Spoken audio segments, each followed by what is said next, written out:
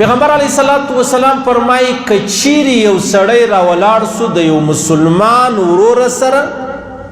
کار یې مانده و،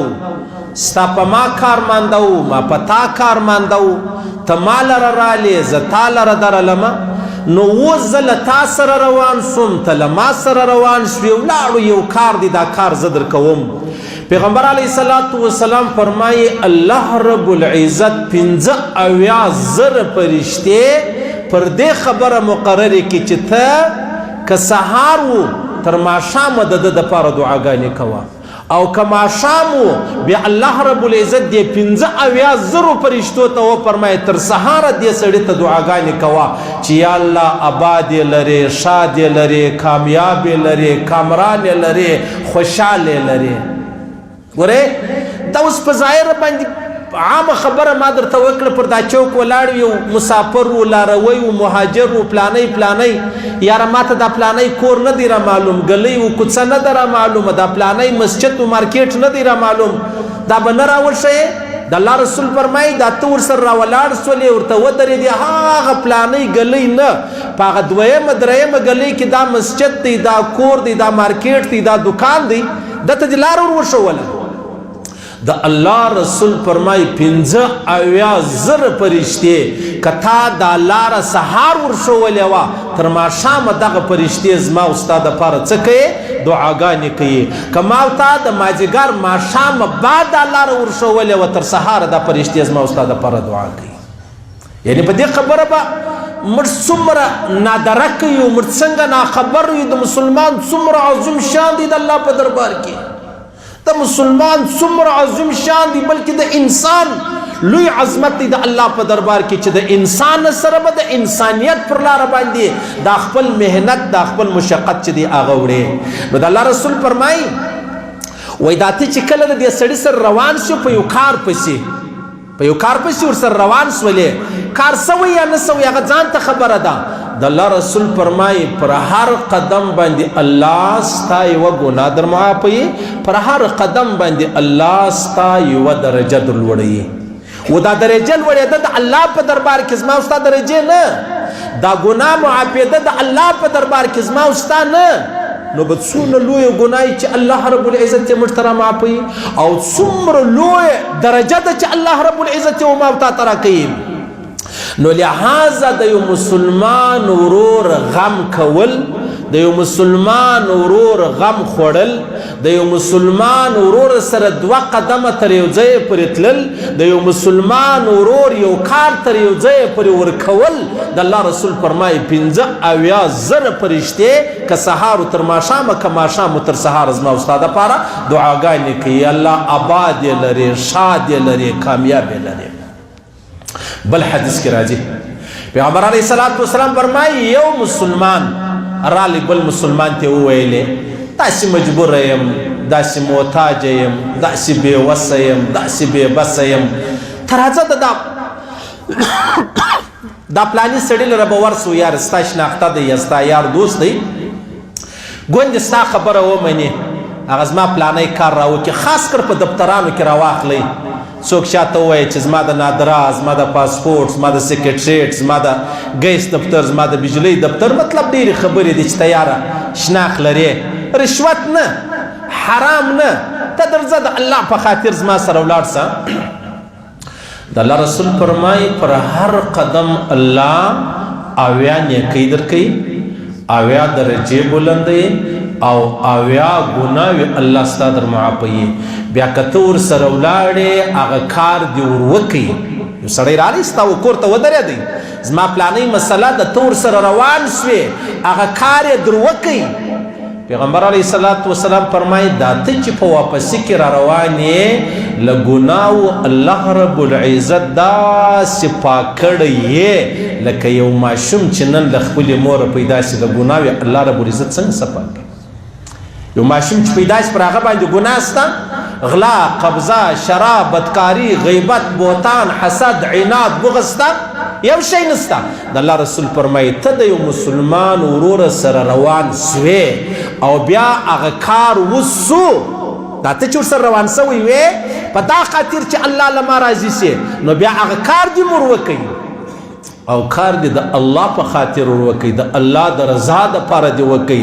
روپۍ دې نه وي مقصد رشوت نه و نورې خبرې په مابینځ کې نه ولې هغه ځان ته خبره ده بیا که ده تا ته روپۍ درکړې ستا خو فکر و اراده و نیت دا نه و بالکل پروا نه لري جنو وای اخلا لیکن تا چې کم کار کړی دی د الله په خاطر دې کړی دی د الله رسول فرمایي چې سړی دې کله پر کار برابر کړي او ته بیرته واپس جن را روان یې الله له ګناو داسې پاک کړې ستا ګناوې الله داسې در معافي کې دا ستا ګناوې الله داسې در ختمې کې لکه یو ماشوم چې نن له موره پیدا سوی هېڅ یوه ګناه د ده په عملنامه کې نسته داسې الله رب العزت د یو مسلمان په خدمت باندې ګناوې داسې راځي موږ خو په نفلو ډېر غښتلي یو په ذکرو ډېر غښتلي یو په لمنځو منم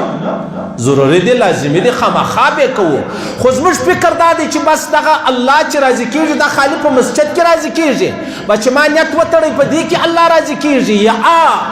ورسه وګوره د باندې غریب دی مجبور دی محتاج دی بېوسه دی بېبسه دی تا د هغه پر 2 قدمه باندې خدمت وکړي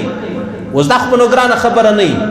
چې چا ستاسو پوښتنه وکړه د پلاني کور چیرې دی یا پلانی مسجد چیرې دی یا پلانی دکان چیرې دی او تا یو 2 قدم ورسره مخ ته سولې هغه پلانی درخت پلانی ګلۍ پلانی موټر چې ولاړ دی دغه دکان دی دغه د الله رسول پر تا کار وکړي وسو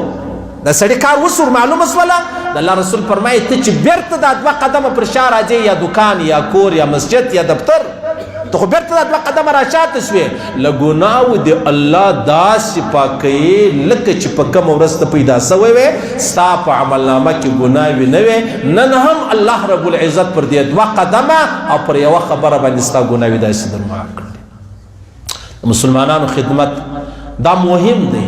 دا ډېر لوی شی دی عزیزانو بس موږ چې کوم سړی ضرورت نور ته لري د هغه سره تر ماښامه منډه وهو